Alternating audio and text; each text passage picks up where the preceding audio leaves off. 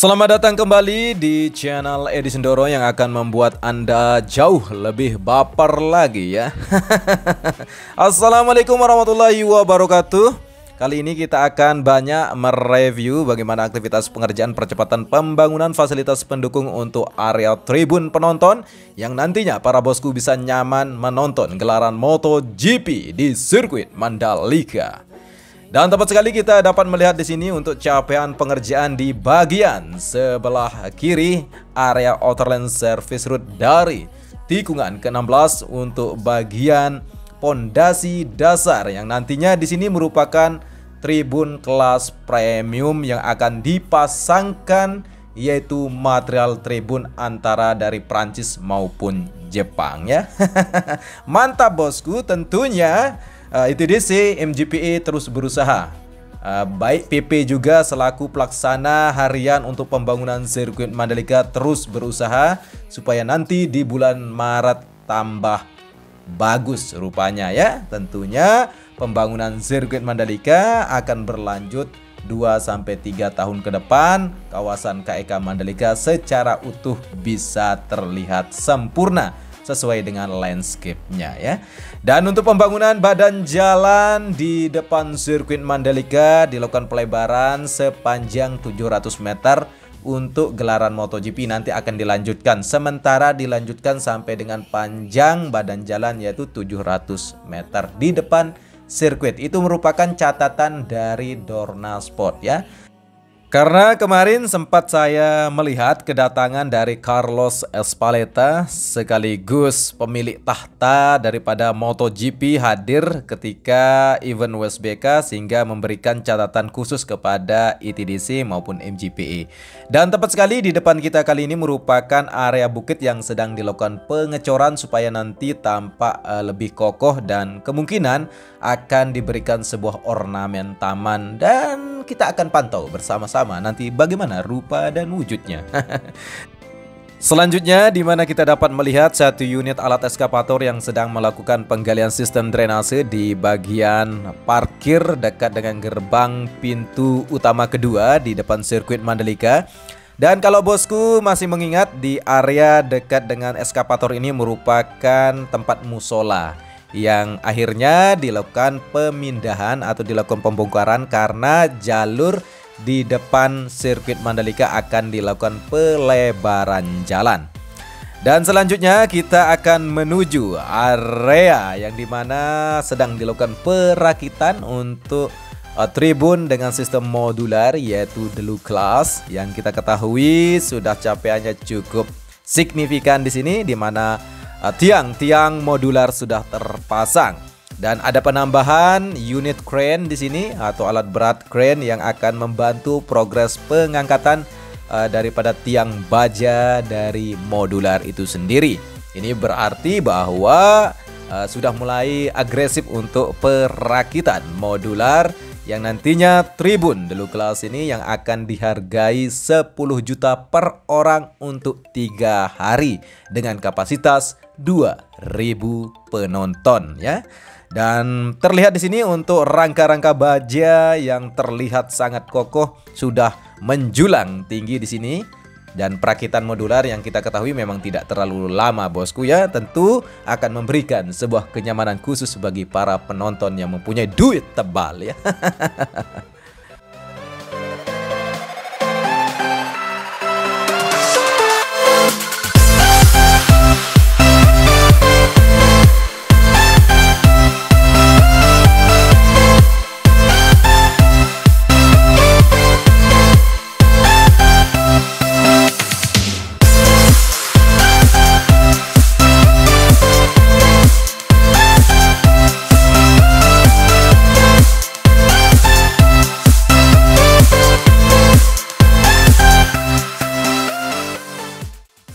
Untuk memahami aktivitas pengerjaan dan capaian pembangunan sirkuit Mandalika, tentunya para bosku silahkan simak dengan seksama bagaimana rupa aktivitas pengerjaan percepatan pembangunan fasilitas pendukung dan memahami bagaimana konsep pembangunan Mandalika International Street Circuit yang kita ketahui bersama merupakan konsep sirkuit jalan raya yang dimana untuk lintasannya merupakan sirkuit konvensional, namun secara fasilitas digunakan konsep bongkar pasangnya untuk tribunnya supaya area sirkuit Mandalika tampak asri karena tidak menjulang tinggi untuk bangunan beton ya, karena memang ini merupakan destinasi wisata yang menjadi prioritas utama karena kita menjual keindahan alam, bukan menjual keindahan gedung, bosku ya.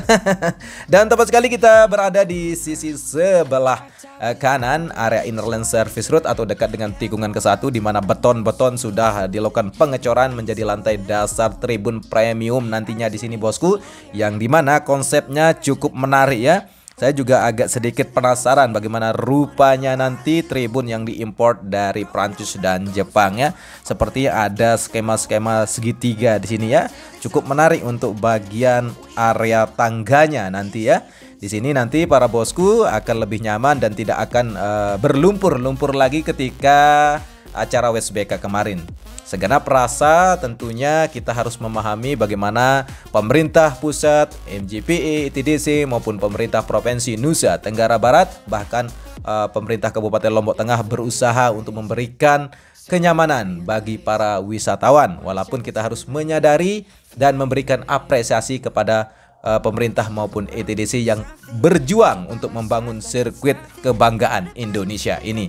Tentunya kita harus memahami karena kondisi bangsa kita saat ini ya, kita ketahuilah masih seret untuk pendanaannya. Namun kemarin sudah dikucurkan 700 miliar untuk memberikan keindahan di kawasan KEK Mandalika, baik untuk jalur yang akan dilewati para pelancong atau para wisatawan. Dan selanjutnya di sini sedang dilakukan pengecoran yang kita ketahui juga persis berada di depan pit building untuk tribun kelas premium atau kelas premium kelas 1 di sini dengan harga ya sekitar 2,7 juta untuk 3 harinya. Silahkan saja kalau bosku mau menginginkan bagaimana nantinya para rider dekat dengan garis start atau tiang gate-nya ya, nanti akan tampak jelas bagaimana wajah-wajah para pembalap kesayangannya ya. Kalau melihat manuver tentunya paling enak untuk saya rekomendasikan di tikungan ketiga, tikungan ke-13 dan tikungan ke-14, 16 di Outland Service Route-nya.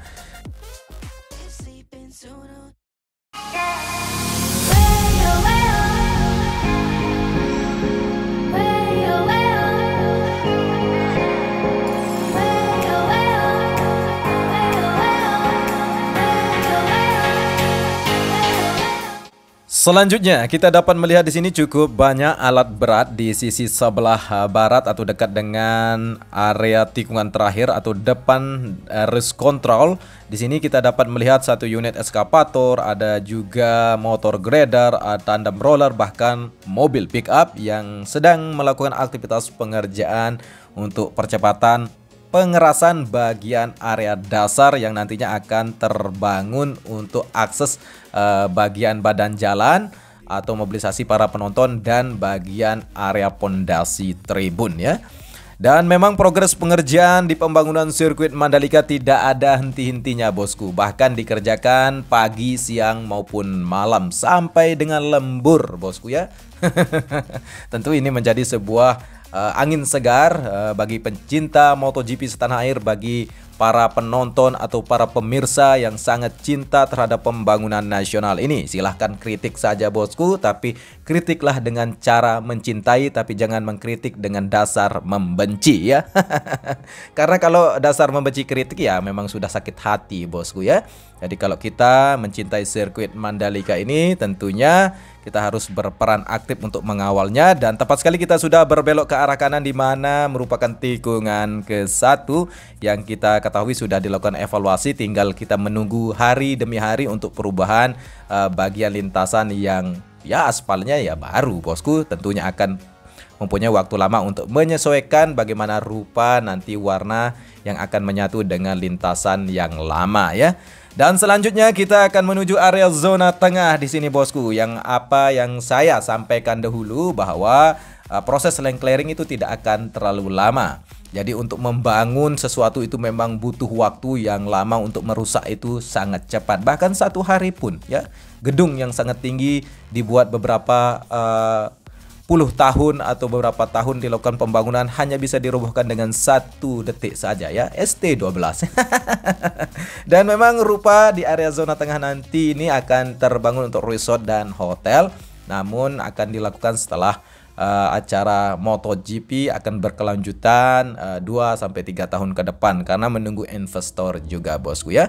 Dan begitulah kondisi informasi bagaimana posisi pembangunan sirkuit Mandalika yang akan megah pada waktunya, yang akan indah dan akan menjadi kebanggaan bagi seluruh rakyat Indonesia.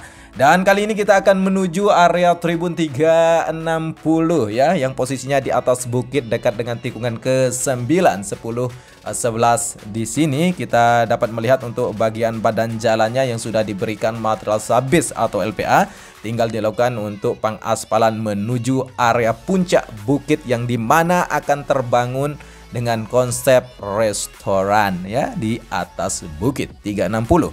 Dan untuk aktivitasnya cukup ramai di sini bosku. Kita akan pantau bersama bagaimana mereka bekerja keras, bagaimana mereka ingin memberikan sesuatu kepada bangsanya ya. Tentu di sini adalah masyarakat Indonesia yang bekerja ya. 99% adalah masyarakat Indonesia atau warga Indonesia yang berbakti kepada nusa dan bangsanya. Dan tepat sekali kita sudah dapat melihat di sini untuk capaian pengerjaan untuk bagian pondasi dasar dari Tribun 360 yang sangat indah nantinya. Namun di sini tidak akan dijual untuk umum bosku ya. Jadi untuk pejabat, untuk tamu-tamu kenegaraan, bahkan sultan yang nanti mungkin akan ditawarkan secara khusus saja karena memang harganya cukup fantastis, mahal bosku ya. Dan memang untuk aktivitas uji coba sirkuit Mandalika juga terus dilakukan sampai dengan beberapa hari ke depan ya. Mario Aji berada di kawasan sirkuit Mandalika dan kalau tidak salah dia menginap di Novotel ya, kalau tidak salah ya. Terus melakukan uji coba supaya semoga saja ya generasi muda Indonesia nantinya bisa berkompetisi di ajang motor balap kasta tertinggi di dunia yaitu MotoGP ya. Karena yang kita ketahui Mario Aji masih berada di Moto3.